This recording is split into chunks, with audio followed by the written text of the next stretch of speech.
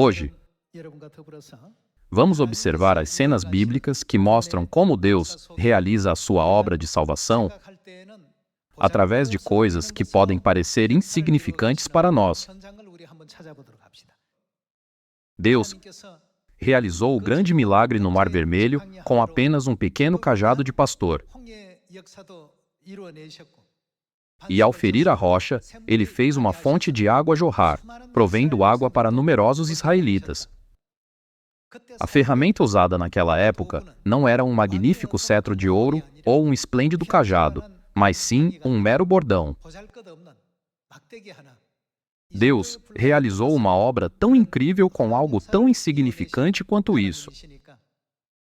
Portanto, não devemos focar em nossas próprias fraquezas, mas nos perguntar: estou trabalhando sob a orientação de Deus? Ou estou agindo de acordo com a minha própria vontade? Devemos nos tornar pessoas que pensam dessa forma. Se algo está nas mãos de Deus, Ele pode exercer grande poder, não importa o que seja. Mesmo que um objeto segurado possa parecer insignificante ou não possua poder ou força em si mesmo, Deus pode torná-lo significativo. Deus realizou os milagres de dividir o Mar Vermelho e fazer sair água de uma rocha no deserto seco através de um bordão de pastor. Agora, temos a missão de pregar o Evangelho em Samaria e até os confins da terra. Quando observamos os eventos que ocorrem ao nosso redor, o tempo de Deus vir a esta terra está se aproximando. Como o tempo está se aproximando, o Evangelho do Reino deve ser pregado em Samaria e até os confins da terra. Alguns podem pensar: como alguém tão insignificante como eu pode pregar o Evangelho a ponto de ele alcançar todos os lugares? Em vez de olhar para nós mesmos, para quem devemos olhar? Devemos olhar para Deus e nos tornar pessoas que compreendem que estamos nas mãos de Deus. Mesmo que fosse apenas um bordão de pastor, esse bordão realizou a notável façanha de dividir o Mar Vermelho. Isso também não realizou o milagre de fazer brotar uma fonte da rocha para saciar a sede de 600.000 homens? Por isso, hoje, com um sermão intitulado A Grande Obra de Deus Cumprida através de Coisas Insignificantes, vamos examinar a palavra de Deus juntos? Vamos para Apocalipse, capítulo 4. Vamos ver Apocalipse, capítulo 4, versículo 11. Tu és digno, Senhor e Deus nosso, de receber a glória, a honra e o poder, porque todas as coisas tu criaste. Sim, por causa da tua vontade, vieram a existir e foram criadas. Tudo que Deus criou foi feito com um propósito. A verdade é que até mesmo a existência de um certo item em um lugar exato num tempo específico também faz parte da vontade de Deus. Não compreendemos imediatamente todas as palavras que a Mãe Celestial nos dá? Podemos perceber que todas essas coisas também são realizadas dentro da providência de Deus. Portanto, mesmo que nossas habilidades individuais e as tarefas que realizamos possam parecer pequenas em escala ou quantidade, espero que vocês se orgulhem e tenham confiança em saber que elas são obras realizadas nas mãos de Deus. Então, é difícil para o Evangelho alcançar Samaria e até os confins da terra? Não é difícil de forma alguma. A obra de Deus varia em tamanho, escala, profundidade e todos os aspectos. É algo que não podemos fazer, mas não é algo que Deus pode certamente fazer? Quando entendemos que estamos realizando essa obra enquanto estamos nas mãos de Deus, o Evangelho pode ser propagado de tal forma que o Evangelho de hoje é alegre, o Evangelho de amanhã não é um fardo, e ele pode sempre ser realizado com alegria. Vamos ver algumas palavras sobre a grande providência de Deus e seu plano e desígnio para a salvação. Vamos para a primeira epístola aos Coríntios, capítulo 1, versículo 26. Capítulo 1, versículo 26. Irmãos, reparai, pois, na vossa vocação, visto que não foram chamados muitos sábios segundo a carne, nem muitos poderosos, nem muitos de nobre nascimento. Pelo contrário, Deus escolheu as coisas loucas do mundo para envergonhar os sábios e escolheu as coisas fracas do mundo para envergonhar as fortes. E Deus escolheu as coisas humildes do mundo e as desprezadas e aquelas que não são, para reduzir a nada as que são, a fim de que ninguém se vanglorie na presença de Deus. Mesmo quando olhamos para os apóstolos da igreja primitiva, que desempenharam o papel de espalhar todos os grandes ensinamentos de Jesus, Pedro, João e Tiago eram pescadores, e Mateus era um publicano, ou seja, um funcionário fiscal. Hoje, funcionário fiscal é geralmente considerado uma profissão respeitável.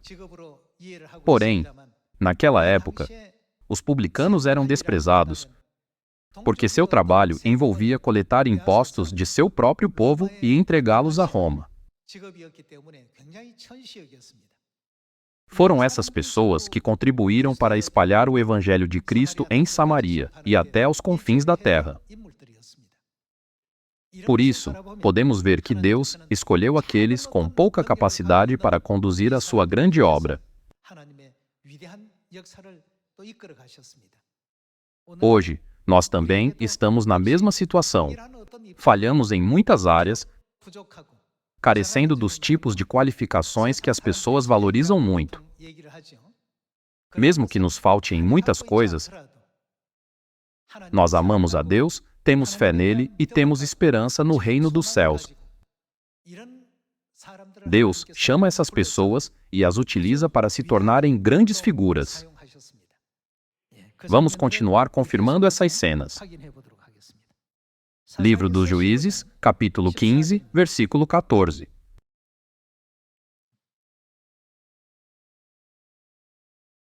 Chegando ele a Leí, os filisteus lhe saíram ao encontro jubilando.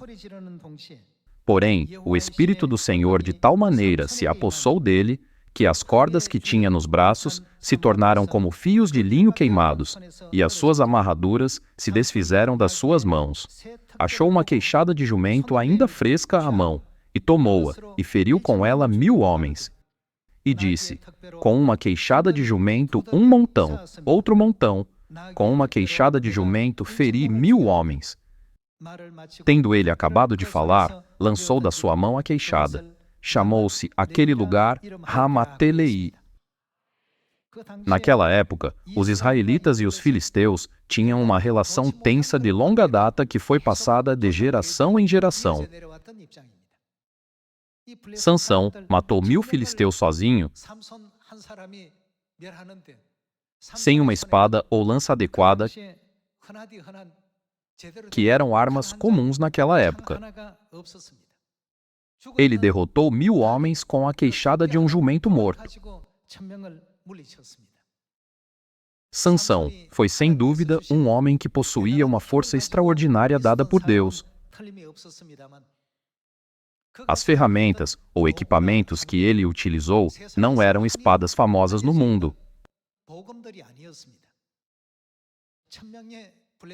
Uma ferramenta insignificante foi utilizada para destruir 1000 filisteus. Se isso é o que Sansão pôde fazer, quanto mais o povo de Deus pode fazer quando está nas mãos de Deus e ele deseja usá-lo? Não foi o poder de Deus que levou o faraó, o rei do Egito, à submissão através de Moisés, que não era eloquente? Moisés disse que era pesado de boca e de língua, expressando que não tinha eloquência para persuadir o rei efetivamente. Como posso realizar essa grande obra? Porém, no final, Deus não libertou os israelitas do Egito por meio de Moisés e os guiou para as terras de Canaã, que manava leite e mel? Olhando para a história bíblica, podemos ver que as figuras que apareceram nela tinham muitas limitações, cada uma com suas próprias falhas. Porém, quando eles estavam nas mãos de Deus e Deus quis usá-los, Ele os transformou em grandes figuras. Naquela época, o Egito era uma das nações mais poderosas do mundo. Ainda assim, Deus demonstrou o seu poder de tal forma que até mesmo aquele poderoso rei foi compelido a ceder. O mesmo aconteceu com os filisteus. Eles não eram pessoas fracas. Porém, a queixada de um jumento foi suficiente para derrotar 1000 filisteus. Nenhuma outra ferramenta foi utilizada. Vamos continuar com o primeiro livro de Samuel, capítulo 17, versículo 31.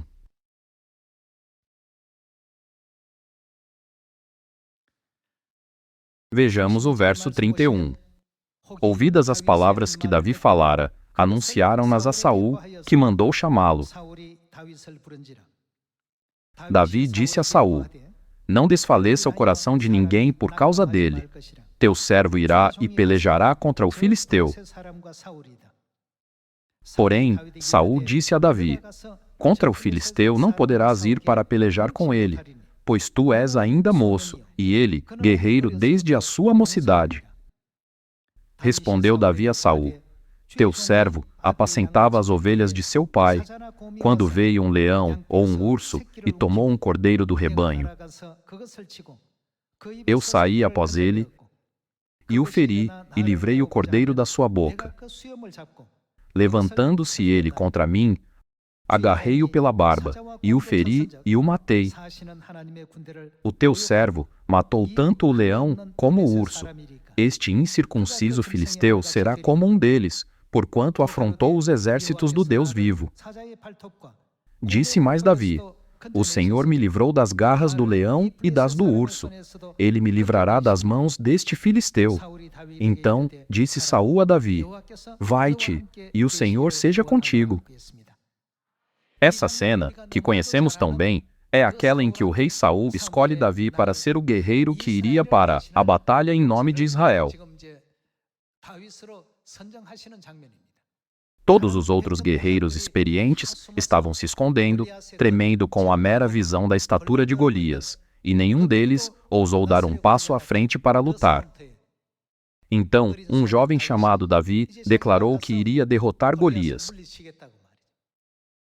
Quando olhamos para sua falta de experiência em batalha, era óbvio que Davi não teria nenhuma chance de vencer Golias. No entanto, Davi não estava nas mãos de Deus? Não foi por isso que Golias não teve escolha a não ser se ajoelhar diante de Davi? Não é um fato bem conhecido por nós? Vendo todas essas cenas da Bíblia, vemos que Deus consistentemente chama o seu povo que parece pequeno, sem poder e insignificante para realizar grandes tarefas que parecem totalmente fora de sua capacidade. Devemos ser aqueles que são sustentados por Deus por onde quer que vamos.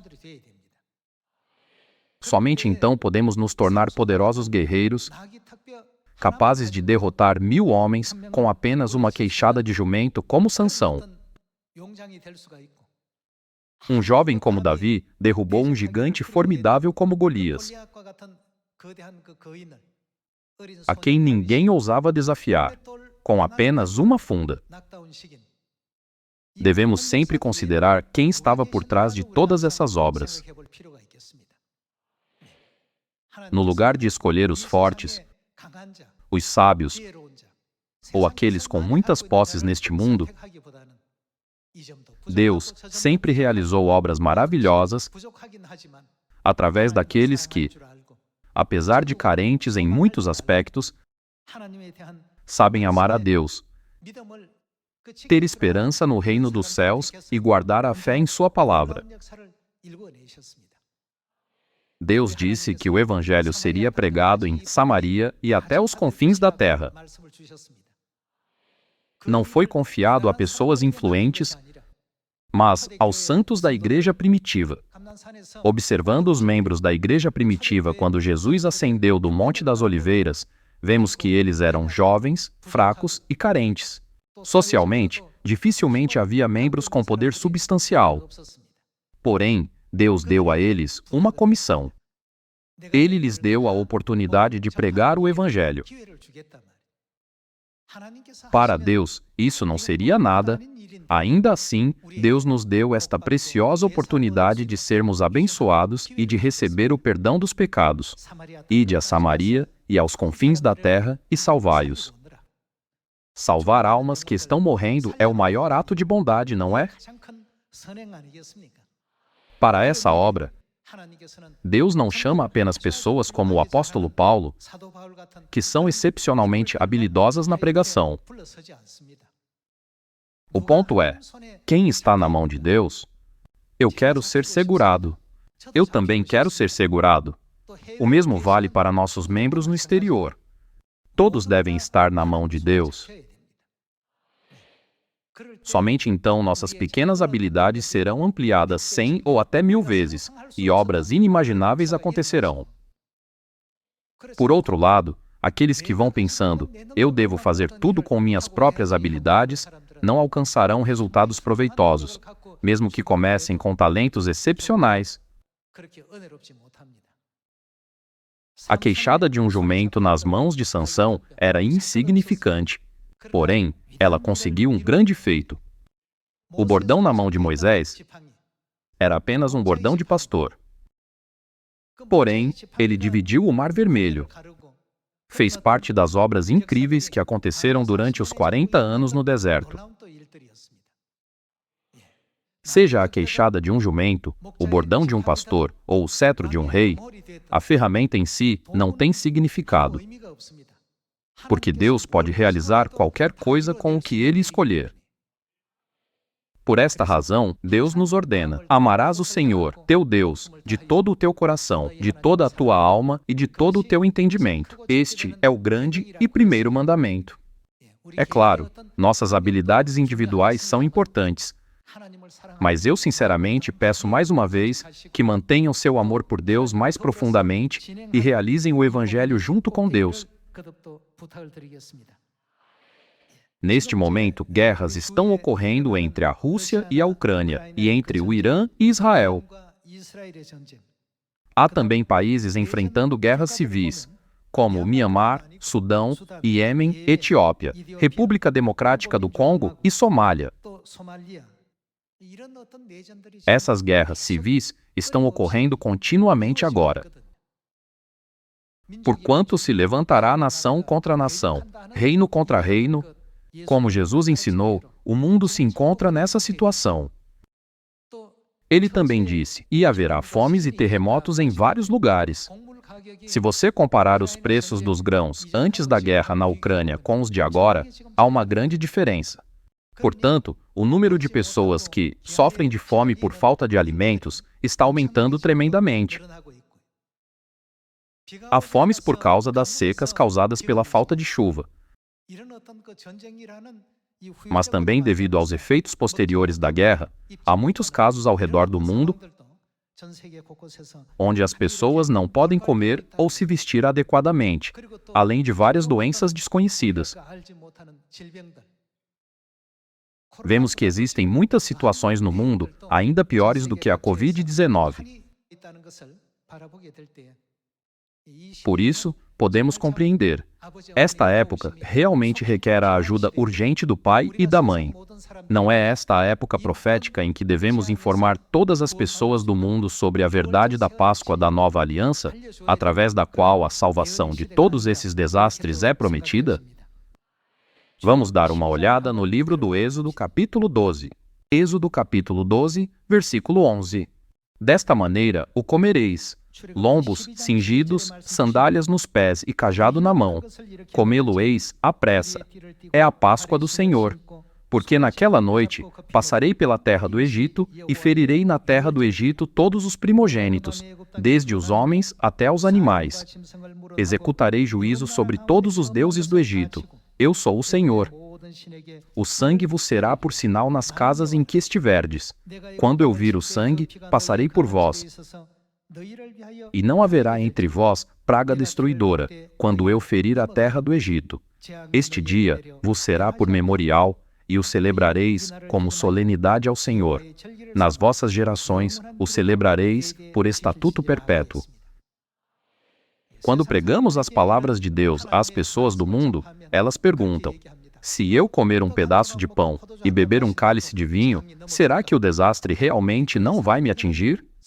Se essa pessoa o comesse, seria inútil para ela. Todas as coisas feitas sem fé são meros atos seculares e não podem conter as promessas de Deus. Os egípcios tiveram as mesmas dúvidas. Vendo os israelitas passando o sangue de cordeiros nos batentes e nas vergas das portas, eles perguntaram: por que eles estão fazendo isso? Bem, dizem que se você fizer isso, o desastre não vai te atingir. Eles disseram isso entre eles e zombaram dos israelitas. Fazer essas coisas fará com que o desastre não te atinja? Então veio a noite do 14º dia de Nisã, a noite da Páscoa. No profundo silêncio, eventos muito diferentes ocorreram. Entre a terra de Gósen, onde os israelitas viviam, e as planícies, onde os egípcios viviam. Na área onde os israelitas viviam, nenhum gado foi ferido ou morto. Mas o que aconteceu em todo o Egito, desde o primogênito de uma serva, até o primogênito de um oficial de alto escalão e até mesmo o filho do rei, todos os primogênitos foram mortos sem distinção. Eles zombaram. Fazer isso fará alguma diferença? Porque a ordenança da Páscoa parecia insignificante para eles.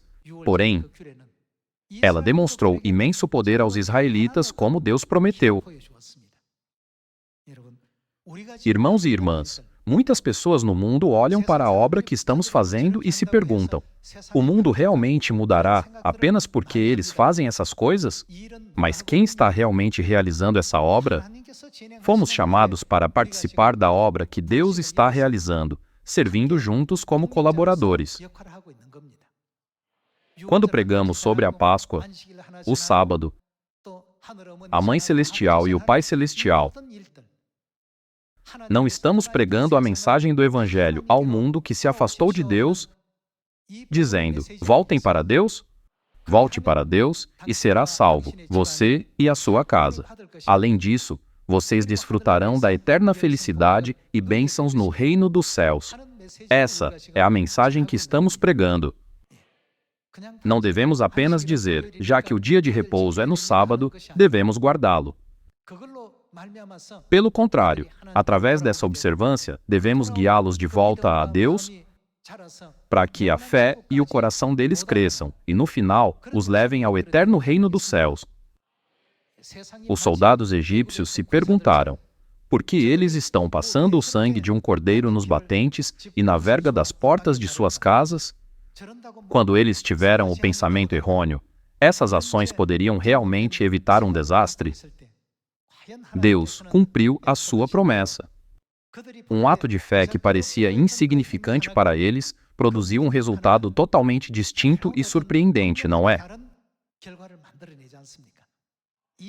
Para os israelitas, Deus deu a Páscoa como um dia de alegre libertação, enquanto para os egípcios não foi um dia marcado pela destruição de todos os seus primogênitos.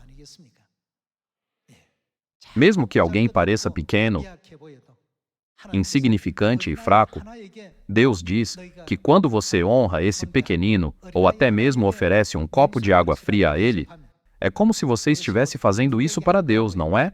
Ele nos ensinou dizendo: a mim o fizestes. Não há ninguém que seja insignificante na verdade. Todos são incríveis. Não podemos saber quem Deus escolherá ou de que maneira Ele os usará. Não estamos todos realizando o Evangelho, guiados pela mão de Deus, de acordo com a vontade do pai e da mãe? Portanto, este Evangelho está fadado a ter sucesso. Até onde o Evangelho será pregado? Deus disse que certamente será pregado em Samaria e até os confins da terra. Não há uma profecia de que o Pai virá a esta terra e proverá um meio para todos nós voltarmos ao reino dos céus? Deus está realizando uma grande obra. Se estamos nas mãos de Deus, devemos pedir: Pai, permita que eu também pregue a palavra. Por favor, permita-me estudar a palavra de Deus diligentemente.